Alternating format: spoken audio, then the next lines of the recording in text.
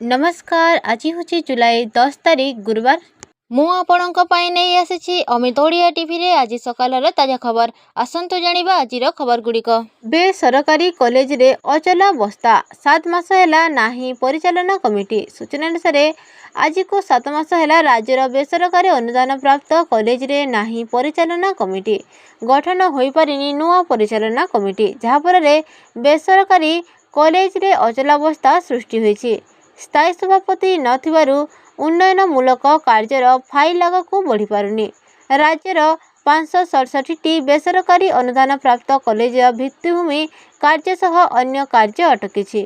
परवर्ती खबर है बदलिला नियम। एणिकी पंचम और अष्टम श्रेणीर विद्यार्थी मानक पई परिवर्तन है परीक्षा परिचालना। मिलुवा सूचना अनुसार ओडिशा सरकार मागणा और बाध्यतामूलक शिक्षा अधिकार अधिनियम 2010 रे संशोधन करा जाई मागणा और बाध्यतामूलक शिक्षा अधिकार अधिनियम 2025 माध्यम गुरुत्वपूर्ण परिवर्तन करा जाइछि।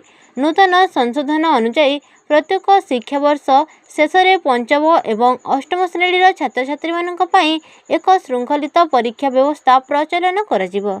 एही पदक्षेप माध्यम छात्र छात्री मानकू अधिक सक्षम करने को चेष्टा करा। परवर्ती खबर है मानिलाणी आखिधरा। वर्षा आनिला आखिधरा बा कंजक्टिवाइटिस संक्रमण। घर को घर मानिलाणी आखिधरा संक्रमण। वर्तमान हॉस्पिटल चक्षु विभाग में संक्रमित भीड़ लगी। विशेषकर छात्र छात्री बहुमात्रा रे संक्रमित होती। राज्यर विभिन्न जिले में 850 संक्रमित चिन्हट होती। नयागढ़, पुरी, भद्रक, बालेश्वर, केन्द्रापड़ा, जगतसिंहपुर, कटक आदि जिले में संक्रमण अधिक देखा जाइछि। आदिवासी बहुल जिले में मध्य संक्रमण व्यापार लगी। परवर्ती खबर है मोदी को ब्राजिल रो सर्वोच्च सम्मान टार्गेट रे चीन पाक। आतंकवाद उपरे डबल स्टैंडर्ड काम करिबो नाही। ब्राजिल रो प्रधानमंत्री को कड़ा संदेश। ब्राजिल रो आतंकवाद उपरे वर्षिछंती प्रधानमंत्री नरेंद्र मोदी। आतंकवाद और तार समर्थन करुथुबा देश को टार्गेट करी कड़ा संदेश देइछंती प्रधानमंत्री। चीन और पाकिस्तान नाम न नहीं आतंकवाद उपरे डबल स्टैंडर्ड चलिबो नाही बोली कहिछंती पीएम मोदी। परवर्ती खबर है शिक्षा विभाग नुआ नियम। फेल हेले पुणी थरे परीक्षा देवे पिला। पाठ न पढ़िले परीक्षा रे फेल। जहाँ ताहा लेखि आउ परीक्षा रूपक बैतरणी पार होई हेबो नाही। राज्य सरकार पास व्यवस्था रे परिवर्तन आनिछंती। नियम बदली थिबारु स्कूल परीक्षा बिना परिश्रम रे पास करि हेबो नाही। पंचम और अष्टम श्रेणीर पिलांक पई एही नुआ नियम लागू होईछि। फेल हेले 2 मासरे पुनः परीक्षा देवाकू पड़िबो। विद्यालय और गणशिक्षा विभाग पक्षरु एने विज्ञप्ति प्रकाश पाइछि। विद्यालय और गणशिक्षा विभाग पक्षरु कहा जाइछि जे पंचम और अष्टम पिलांक पई नुआ नियम लागू करा जाइछि। परवर्ती खबर है स्टारलिंक को मिलिला लाइसेंस। बिना नेटवर्क रे फोन कॉल चलिबो हाई स्पीड इंटरनेट। शेष में स्टारलिंक तार अपेक्षार फल पाइछि। भारतीय महाकाश जोगाजोग सेवा नियामक INSPSC एरोस्पेस कंपनी को भारत में सेवा आरंभ करने लाइसेंस देइछि। जियो, एयरटेल एवं अनंत टेक्नोलोजी पर एलन मस्क कंपनी सैटेलाइट सेवा आरंभ करने लाइसेंस पाइछि। परवर्ती खबर है भुवनेश्वर महानगर निगम अतिरिक्त कमिशनर रत्नाकर साहू को आक्रमण घटना रे गिरफ होइथिबा भारतीय जनता पार्टीर वरिष्ठ नेता जगन्नाथ प्रधान गतकाली अपराह्न झारपड़ा जेलरू बाहरी। जगा प्रधान जेलरू बाहरिला परे तांको समर्थक माने तांकर स्वागत करिसेंती। जेलरू बाहरिला परे जगा प्रधान रोड शो करी बीजेपी राज्य कार्यालय रे पहुंची थिले एवं जगांक सह प्रशासक एही शोभायात्रा रे शामिल थिले।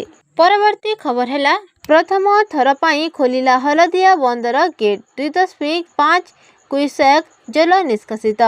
मयूरभंज जिला कुलियणा ब्लॉक रे हलदिया बंध निर्माण संपूर्ण होइछि। निर्माण कार्यर 2 वर्ष पर प्रथम थर पाई नूतन ज्ञान कौशल रे निर्मित स्पिलवे बाट दे जल निष्कासन करिछि प्रशासन। लघुचाप जनित लगाण वर्षा रे जलस्तर क्रमागत भावे वृद्धि पाउछि। बंदर जलधारण क्षमता को दृष्टि रखी गोटे फाटक दे 2.5 क्यूसेक जल छड़ा जाइछि। परवर्ती खबर है पाकिस्तान को लगिला बड़ झटका जहां समर्थन रे पाकिस्तान भारत प्रति निजर मनोभाव देखाउछि तांको बहिष्कार हेबाकू जाउछि। एक रिपोर्ट रे चाइना को नहीं एक आश्चर्यजनक कथा प्रकाश पाई। China Communist Party Xi Jinping को विकल्प खोजिबारे व्यस्त। वर्तमान चाइनार परिस्थिति भल देखा जाउछि। देश राजनैतिक एवं आर्थिक संकटर एक समय मध्य प्रवेश करने जाउछि।